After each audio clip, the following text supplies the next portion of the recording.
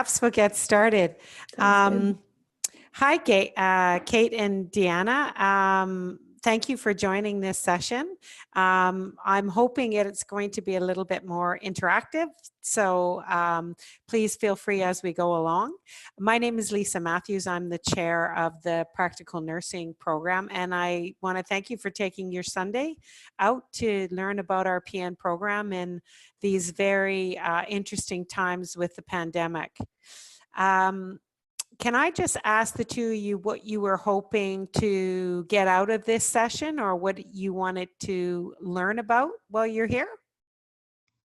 I joined because I wanted to learn about basically how the rundown is gonna kind of look for next year, I guess. I'm not sure if you guys would know or anything, but also just like the prerequisites to get into the program and all that kind of stuff.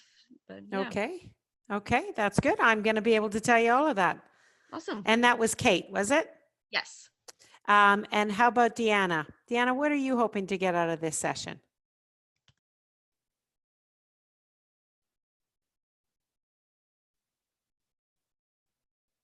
Can you hear me okay, Deanna?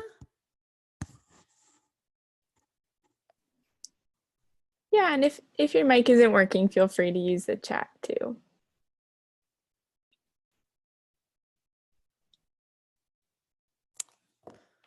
There we go. Just some general information. My microphone isn't working properly. Okay, so I think we'll be able to meet both of your guys' objectives for this. It probably won't take a half an hour, but we'll go through it. So I'm going to just start off with sharing my screen and the presentation so you can kind of see.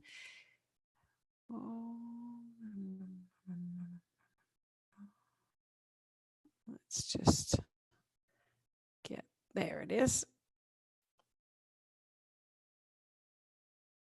And let's pull this up here this way.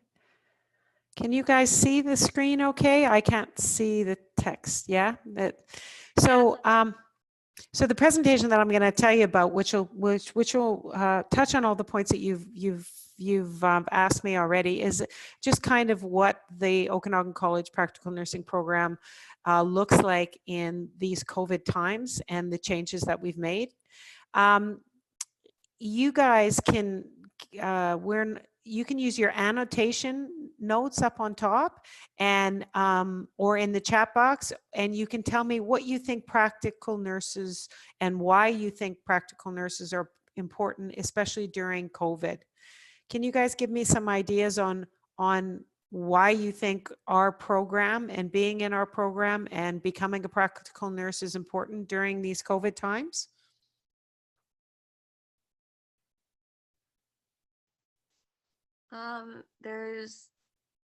This is what I think, that there's like a higher demand for nursing right now just because of hospitals getting filled up, and especially right now because cases are starting to go up more. So I don't know, just kind of have as much hands as you can on all of this. And yeah. Yeah, Kate, you're absolutely right. There is an increased need for nurses and practical nurses in particular, and that is an output of both the fact that we're going to see more patients that are hospitalized with COVID. So we're going to see stress on our healthcare system. But the other thing is because we have these challenges with aged care homes and protecting our more vulnerable, we have a single site order in effect in British Columbia, which means that you can only work at one long-term care facility at a time. So where previously you were able to work at multiple different facilities, because of the COVID pandemic, you can only work at one. So that leaves significant HR gaps or human resources gaps in other facilities. So we are definitely going to need more practical nurses during this pandemic. Anything else? Is there Is there something in the chat maybe that I'm missing? I can't see the chat. See if I can bring it up. No? No? Okay, so the other things that are relevant here during this COVID period is that because of this single site order and because of this strain on not enough nurses, we're seeing some real disservice done to our community health and for our clients who are living with disabilities within the community, because there's not enough staff to be able to take care of them. So it's a big role for practical nurses in the community and providing community care and working with individuals living with disabilities in the community. And now that they're not able to work at more than one site, we're really seeing a gap for these clients in their ability to receive timely care. There's lots of overtime, and what happens is when we have a scenario where we have lots of overtime for our nursing staff, then you get signs of burnout and fatigue and stress. And so it's crucially important that we have lots of staff available. So it allows our existing workforce to have time off to recharge, regenerate, and come back and be able to take care of our clients the way that they would like to. We are in a period where we are entering into flu seasons at this time of year and other times a year where previously, and this was probably shouldn't have happened the way it happened, is when people have colds and flus, they often used to go to work regardless because they didn't perceive it to be problematic. And so now we have staff that should they get a runny nose and a fever and a cough, they will have to self-isolate until they get COVID tested, and that comes back negative. So you see them kind of being pulled out of the workforce, creating more of that shortage, and then being dumped back in again once they feel better. We have, in terms of our generalized workforce in the PN program, and we don't know how long this new normal is going to be.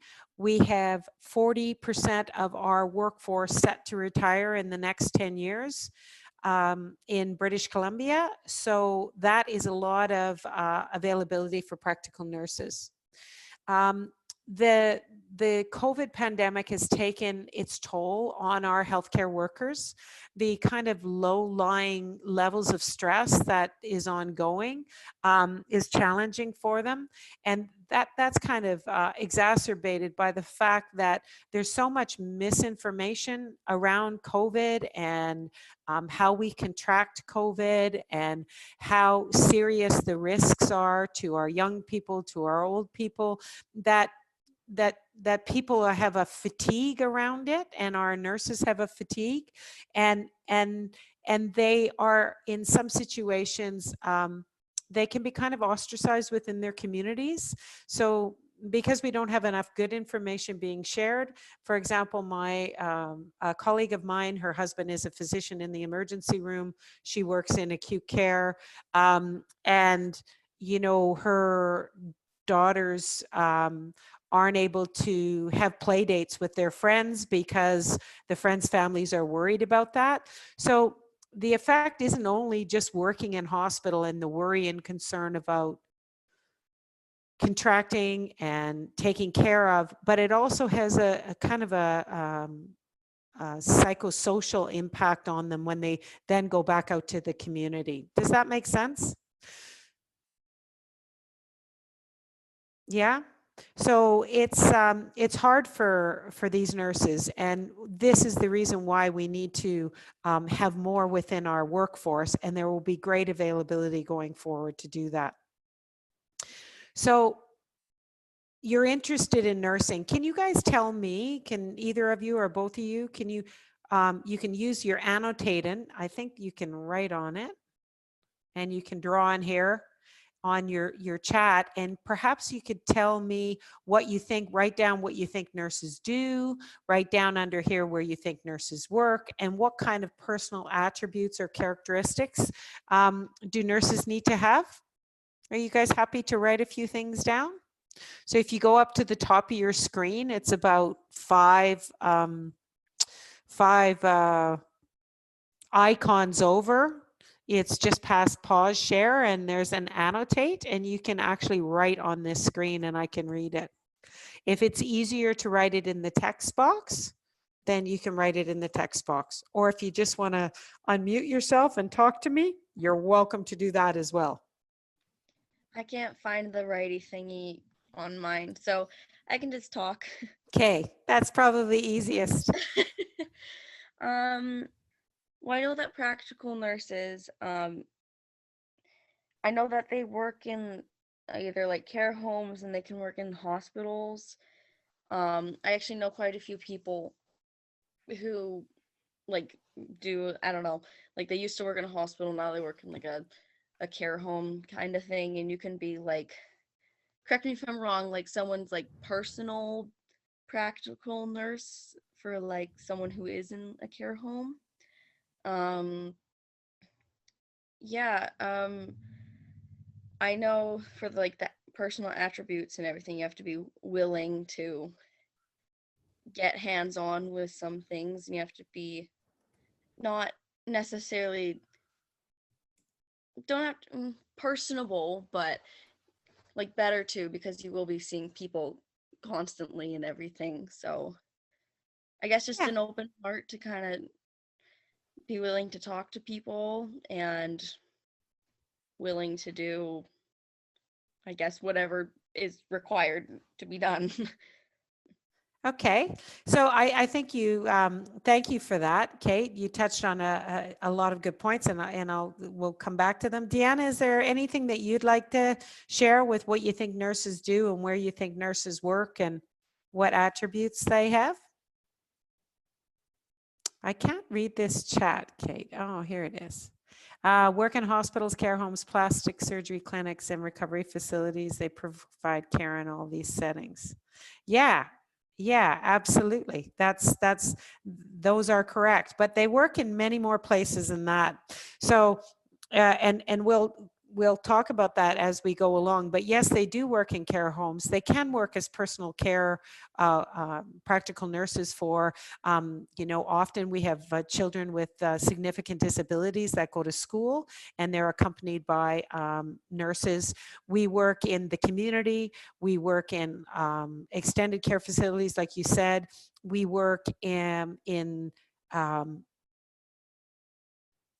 some countries, we work in ambulances, we work in the operating theater, and the personal characteristics that you need, we have a requisite skills and attributes that that's available on the BCCNP, which is our registering body website, and it kind of talks about, I'll show you, I'm just going to get rid of this presentation for a second, and it talks about the different kind of cognitive skills. So you need to be able to do math because you need to be able to understand medication and dosaging.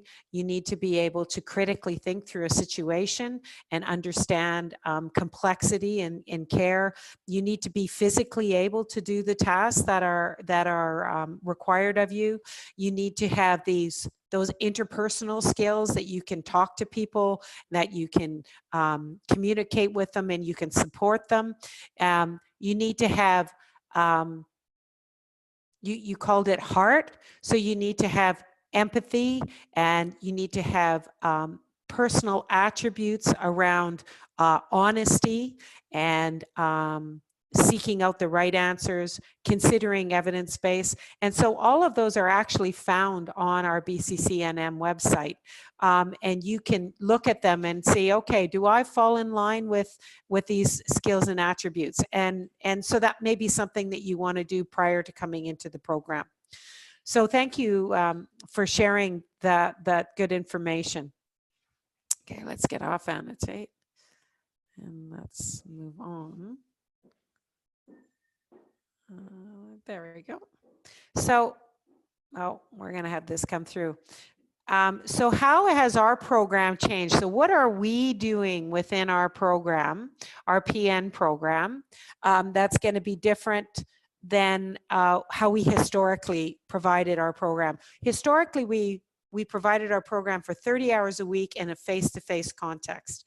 So there was face-to-face for all our theory courses, and then lab time a couple of days a week that we provided. And then you moved on to your kind of consolidated practice where you went into a clinical practicum in a variety of different settings, and then came back into the lab. So how our program has changed and how it will go forward for the near future, and including of September of next year, is that our theory courses have now migrated into the online environment. And so when I mean that it's in the online environment, it's a mixture of like what I'm doing right now with you, which is called synchronous learning, where you're present and I'm present and we can work on the screen and we can do exercises, and asynchronous. So there may be something that you will have to, videos that you would have to watch, or a discussion that you would have to participate in, and write your thoughts in that in the online setting, and that's called asynchronous. So our theory courses are offered in that environment. All our formal assessment, being exams around the theoretical component, are in the online setting. So you will either have to submit your paper, or you will write an exam in a setting very typical that we have here in Zoom, but we use Respondus Lockdown, and you'll write your exam in that setting. Now remember, ladies, if you have a question as I go along here, please stop and let me know. What had happened in the springtime when we were in complete lockdown is we had to pull out of our lab. We weren't allowed on campus. And so over the course of the summer, we've migrated back into the lab. And but we have very rigorous, stringent health and safety standards that allows us to do that. So far, we have been successful to date in moving back into the lab in these small groups. So maybe first it was only 4 students at a time doing lab skills at different times. Then it became 10 students at a time. And starting in January, we're going to full capacity within our labs. So our lab time will look very similar to what it looked like pre-COVID and pre-pandemic, which is 2 days a week. You're in lab, you're practicing with your instructors, you're within either a group of 2 people or 3 people, and you're moving through stations. We're hoping that because of the good work that we've done around being adherent with these health and safety standards and not having any issues to date, that we will be able to go forward with that. Part of the reason we really pushed to get back into lab and back into this face-to-face environment, with all the concern about, then you're going into clinical and contract tracing, is that on evaluation from our students, and we take our evaluation of our students very seriously, they told us in the springtime that it was very difficult to assimilate the work, the theory courses that they were learning, to practicum because they had no lab. And that lab component is kind of an essential part of learning the theoretical components, then being able to apply it in lab, and that helping them be successful both in our theory and our lab components as well as clinical. So we pushed really hard to create an environment that was safe enough from a health and safety standard that allowed all our students to come back in. We've had to change some of our clinical and preceptorship placements. We don't have our students going on COVID wards at this point in time. That may change in the future. And the reason we do this is because of are wanting us to be able to create a clinical practicum and a preceptorship that sets you up for success. And so for you to be set up for success, you need to be able to consolidate your learning. And because the taking care of COVID patients it would be more difficult to do as a novice professional. We like to have you in areas that are a little bit less risky. You can develop and move towards expertise in your skills in those areas. So we don't have you in the COVID wards of the acute care hospitals. We do have a new lab and simulation room opening up in January 2021, and we have been providing virtual simulation. So kind of almost like a gaming situation to work through some critical thinking exercises for some of our semesters. But we have found that on evaluation, that it's this lab time, this face-to-face lab time that the students are really, really hungry for and really looking for. So with our new lab opening up in Kelowna, it's a nice, big, beautiful, you know, lab with 18 beds. We have a medium fidelity simulation room. We've got lots of good simulation within that. We find that we will be able to migrate into that lab and provide a safe setting for you guys to come into. Do you have any questions about that? Because Kate, I think those were your questions.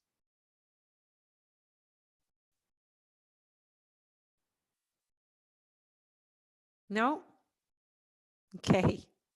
So, so this slide just talks about the science and caring of nursing and the fact that nurses, you know, we work in all kinds of settings, but there's a differentiation between nurses that are registered nurses, so BSN trained nurses, practical nurses, and we often think of the caring professional as the healthcare assistants.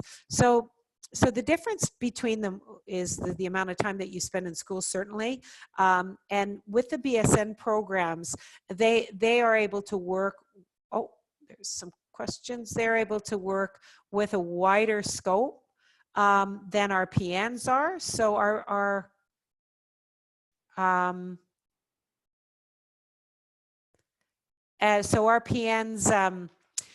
PNs work to a scope of practice that actually just increased again. So we have a fairly broad scope of practice. It reminds me of the registered nurses of old. So how I trained with a 3-year program.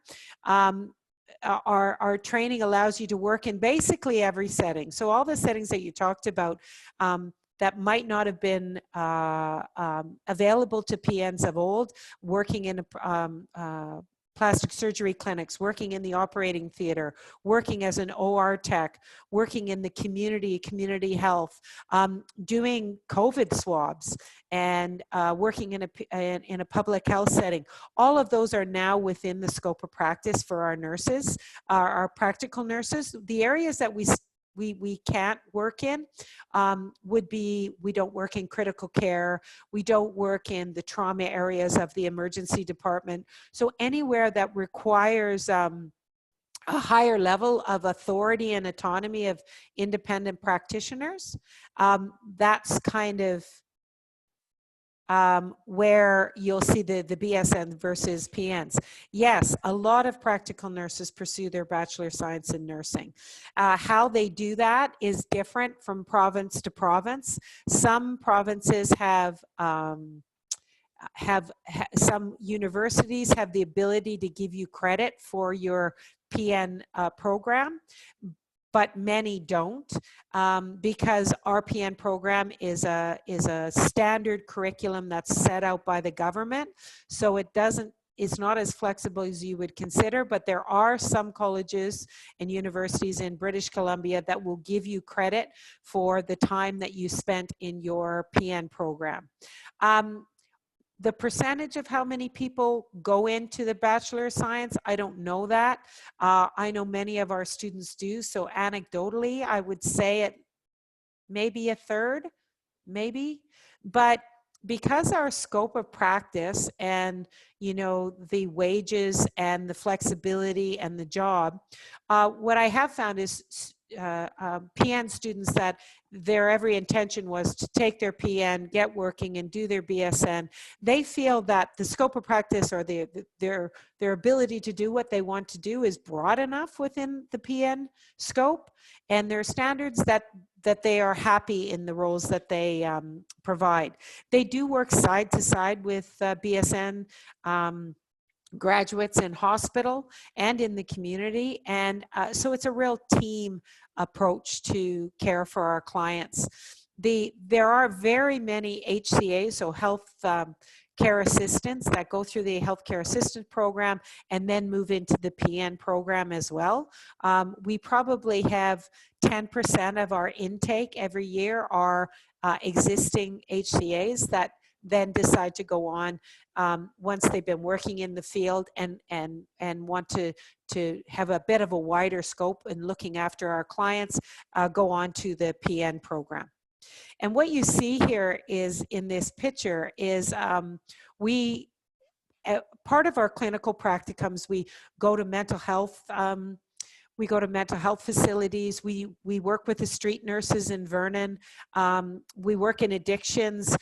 We work in, our students get to go and have a practicum in maternal child, where there is some scope, and we are seeing LPNs work in maternity and with pediatrics. And our students here, we took them this time last year, we took them to Thailand, and they did their community practicum within a small town in northeastern Thailand, and they followed and provided care to the villagers that were in the two towns that we were at. They really enjoyed that experience. We were hoping to do it again this year, but due to COVID, that's been an impossibility. But it is certainly on the cards for the future. Any questions about that? So the other things that you need are, you need to be able to advocate. So there's quite a broad scope for advocating for our clients, because you've learned about a professional practice and how to think critically through the situation. So you're the ones that are, PNs are often, certainly in aged care, the ones that are kind of overseeing the holistic care of their clients. So getting in contact with the nurse practitioners or the nurses or the doctors on who aren't on site if there are challenges, creating care plans, to support their clients while they're in those settings. So our scope is pretty wide. To get into nursing, you need to have a clean criminal record check. So meaning that you are able, your criminal record check allows you to work with vulnerable clients. You need your up-to-date immunizations. You need to have a recent TB test completed and followed up on. You need to have a standard first aid completed. You need to have your CPRC completed, so your CPR for healthcare professionals, and you need to be able to meet the requisite skills and abilities, as I told you about, within our registering body, so the BCCNM.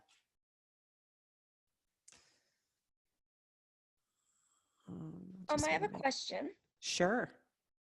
So on the website, it was, sorry, I don't remember if you touched on this yet, but it said that there was this like I don't want to say pre-nursing thing you have to do, but this like course in order to get into it. Yes. How would you find that? So the course is called PNER 113. And what it is an anatomy and physiology course that you need to take. They run it 3 times a year. It's always been delivered online. And so you need to successfully complete that. That is, you need to get a 70% in it as a final mark prior to being able to be admitted into the program. So what often happens is students either take it early enough that they're successful and they complete it prior to entry, or they kind of take it in the summer and it's going to finish just before the program starts. So what they're given are registration. If everything else checks out and that you meet all our prerequisites, they'll give you a provisional acceptance, and that provisional acceptance will be determined on whether you can whether you successfully complete that PNUR, PNUR 113. So that's the course you need to look up, and that's the course you need to take. If you're in school right now, if you're in high school, I believe you can still take it. It runs 3 times a year on different campuses, so you can look that up, and that's the prerequisite they're speaking about. Okay, thank you. So the program runs basically over 18 months, 19 months. At the end of the 19 months, you go in and you write a national registering exam, as do our BSNs and our nurse practitioners. And once you pass that exam, then you are able to present yourself as a licensed practical nurse. So it's on the successful completion of your registering exam. So here is, I'm sorry about my little writing here, I can't get rid of it. Here is the requirements for the PN program. So here's your BC graduate equivalents. This is your, I wish I could move this. This is your math requirements. There we go. Your biology requirements and your PNUR 113. A question about the math. So would, like, because I took Foundations of Math 11 last year. Yeah. Would someone who took like pre-calculus be higher on the list than someone who, or like more likely to get in rather than someone who has foundations? It's a great question, Kate. We do rank our program. So what that means is we bring in all our applicants and we look at them and we rank them in terms of who has got the highest percentage and has met the requirements, and those who have done better will obviously be offered a position Okay. Earlier than the others. What we have found is we have a lower intakes in our north and our south areas, so they often the competition is less rigorous in Vernon, Salmon Arm, and Penticton than we see it in Kelowna, because we just have such a high number of applicants into the Kelowna program. Okay. Awesome, thank you. Okay. And so here's some commonly asked questions. Is it difficult to get into the PN program? I think I just answered that for you. Can you transfer to the PN and to the BSN program? I think I've answered that for you as well. I believe the College of the Rockies, the University of Northern British Columbia has a access program from the PN to the BSN, but I'm not sure it's still going on. There certainly is that potential through Athabasca University in Alberta. How much money does an LPN make? Starting wage, I'm gonna have to look at my notes there, which aren't coming up, but I'll find that for you. And do you have to work shift work? You absolutely do have to work shift work. Nights, evenings, weekends, holidays. Taking care of people is a 24-hour, 365-day business. How many men work as nurses? The number is increasing all the time. The number of men entering into our program has gone from probably less than 10% to about 20 to 25% sometimes. So we are seeing a shift. This kind of falls in line with what we see internationally, where nursing internationally, if you looked at the UK or Europe, it's probably about 50-50, 50% male, 50% females. is there a need for nurses? Well, I think I highlighted how much of a need that there is. We had 100% of our graduates last year were able to secure work in any way that they wanted. So if they wanted to work casual, they got it. If they wanted to work full-time, they got it. Or if they wanted to work some capacity. So 100% of our graduates were able to do that. And Okanagan College graduates are highly sought after in the interior of British Columbia, all the way up and down, because of the reputation of the skills and competencies our nurses have upon graduation. So there are some areas that are less likely to consider graduates from private practical nursing programs, and they have said to me that they look to our Okanagan College PN graduates first when they're offering jobs.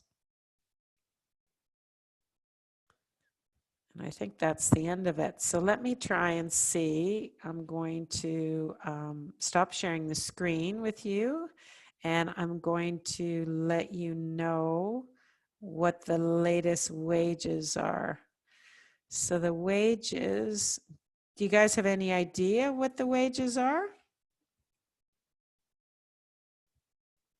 Have you looked that up at all? So the wages run from about, an LPN in Vancouver earns an average wage of $28.15 an hour. And there's a range in that. So the range is related to if you're working shift work, if you're working weekends, and which areas that you're working with, you may be able to get an extra stipends. Currently, there's 5% of males are working in British Columbia. So do you have any questions? Yeah, about $25 to $30 an hour, Gianna, that's correct. So I'm sorry I've started you late and I've left you over. Do you have any questions before we finish?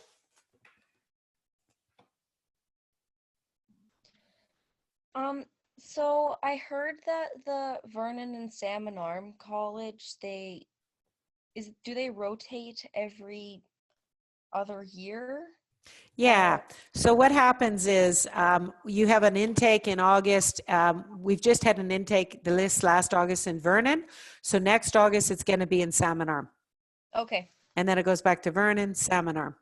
And in Okay. Penticton, so it runs every 18 months. So it just started in August. So there won't be another intake in Penticton until January of 2023. Within Okay. our Kelowna programs, we have every August and every January, we have intakes. So 2 a year. Okay. Yeah, thank you. Yeah. And thanks for taking time out on your Sunday to learn about it. Yeah, thank you for all the information. It was very helpful. No worries. And you can always drop me a line if you have any other questions. And I look forward to seeing the two of you in our PN program in the future. Awesome. Thank you so much. All right, ladies, have a good afternoon. Bye. Bye.